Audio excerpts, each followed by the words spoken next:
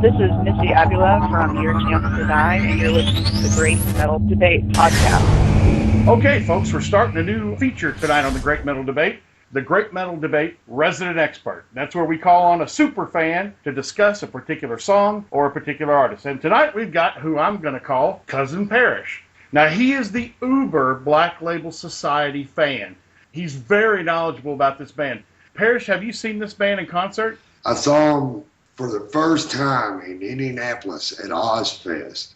And when they hit the stage, there was already 30,000 people probably on the field. And when they hit the stage, a wave of bodies, crowd surfing, goes, I'm talking 50, 75 yards across the crowd and just smashes into the stage like the tsunami hit Sumatra, man. Yeah. But, oh, God. That's a great and terrible metaphor right there. But, now, one thing I've noticed about this band is, I call it this band, but it's really basically Zakk Wylde's band. I mean, his fans in particular are fanatical. I mean, is that what attracted you to, is that what got you to listen to him in the first place? yeah, that album's what really hit me to him to begin with. And that album first album, Blessed Hellride.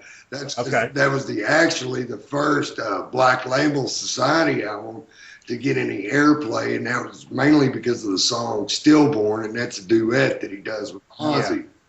Yeah. Now, he had other albums, but it was under his solo name, right? Well, he had one album under his solo name. His first album out was actually more of a southern rock. That was a totally other band called Pride and Glory, but he branched out. His first one by himself was Book of Shadows, which is phenomenal. Some of the most aggressive acoustic playing I've ever heard in my life. Then, you know, of course, you have Stronger Than Death, Sonic Brew, the Live Bar album, which is awesome, which is Alcohol Fueled Brutality, which is one of my favorites. In the interview on that, he said the fans drank the bar completely dry. So, yeah, I was going to say that's not just a song, but it may be a lifestyle for him. Now, let me ask you this: did he play for Steel Dragon, the band that played the music for the movie Rockstar? Yes. His part, he had 2 lines in the whole movie, which were, now you're partying with the hardcore and keep your hands away from my, you know. Yeah. Yeah, the first time I noticed him in that movie, he had 2 beer bottles drinking out of it simultaneously. I knew that right then and there, this was a dude that was a formidable party man. Now, he's pretty much the band. He's center stage. He takes center stage, even in some of the rockumentaries you let me borrow and watch. That's one thing I noticed. He's the man, isn't he? Yeah, man. He is definitely the working man's hero as far as metal goes, because I can see that. Saw him 3 times.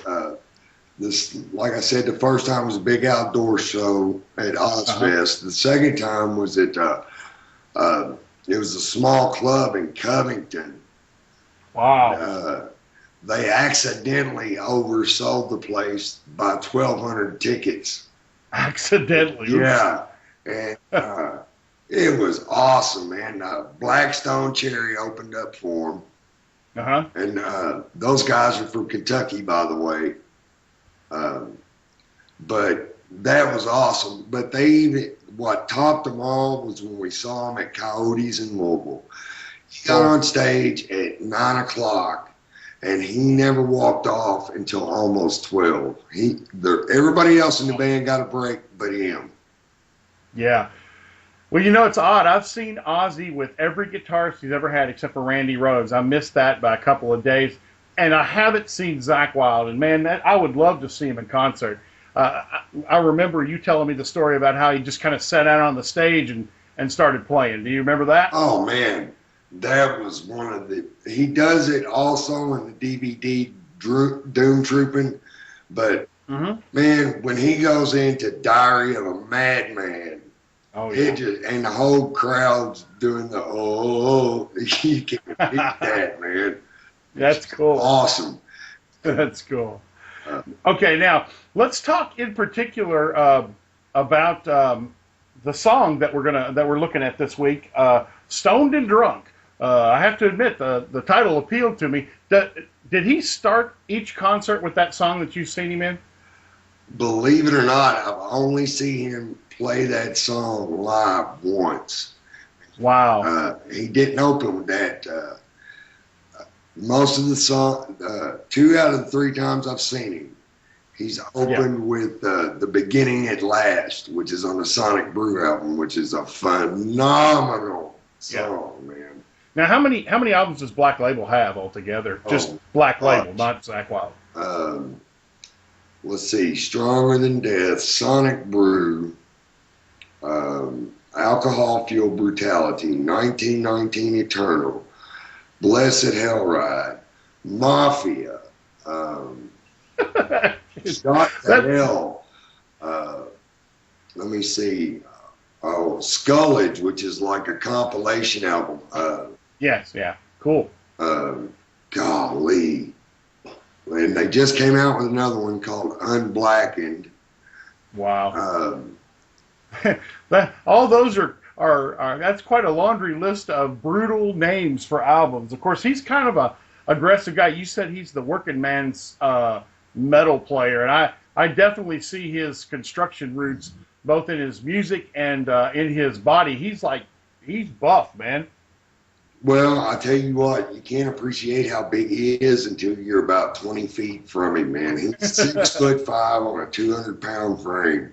Wow. And wow. I've been to several different rock shows, and I've seen several different rock stars jump out in the crowd. But he's the first one I ever saw jump out in the crowd that I could actually still see him when he did it. That's so cool. Standing anywhere from 6 to 8 inches taller than anybody else in the crowd. Yeah. Not a dude you'd want to mess with, although he seems like if he's the guy in your corner, that's definitely where you want him. All right, let's focus back. I'm sorry, I got off track there. Let's focus back on the song. "Stoned and Drunk." What do you like about this song, Parrish?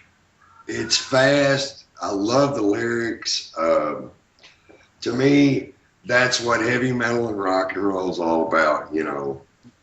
Yeah. You know, like the movie we were talking about earlier, Rockstar. The partying, that's what they all did in the 80s, you know. It is a very 80s thing. I'm sure Ozzy had a lot to influence with that song for 20 years. Oh, yeah, yeah. Well, one of the things that Rob and I debate a lot, excuse me, let me start again. I'm going to have to edit that out. So, Rob, edit this out. One of the things that Gomthog and I debate about is I'm more of an 80s metal fan, and he's more of a modern day symphonic metal band. I think Black Label fits into the 80s genre a little more, don't you? Oh, I agree. Yeah. The only thing he does kind of shy away from, which he does do on some of his songs, is, you know, the hammer-on technique. Yeah, yeah. Well, he has a distinct style. You can hear someone playing, and you know if it's Zakk Wylde. Oh, yeah, by the squeal. Oh, yeah, definitely.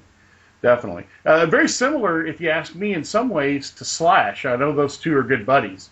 Oh, yeah, there's an awesome clip of them on YouTube doing a duet of Voodoo Child, and it is awesome. Yeah, excellent. Well, that's cool. So you like that it's fast. You like that it represents the metal lifestyle. I know that this album is great. Doing some research for this song in particular, that whole album appealed to me. I think that might be my favorite of his. Do you have a favorite Black Label album? If I had to pick one, it would definitely be a toss-up between The Blessed Hell Ride and 1919. I'm a really big fan of 1919 because it's so dark.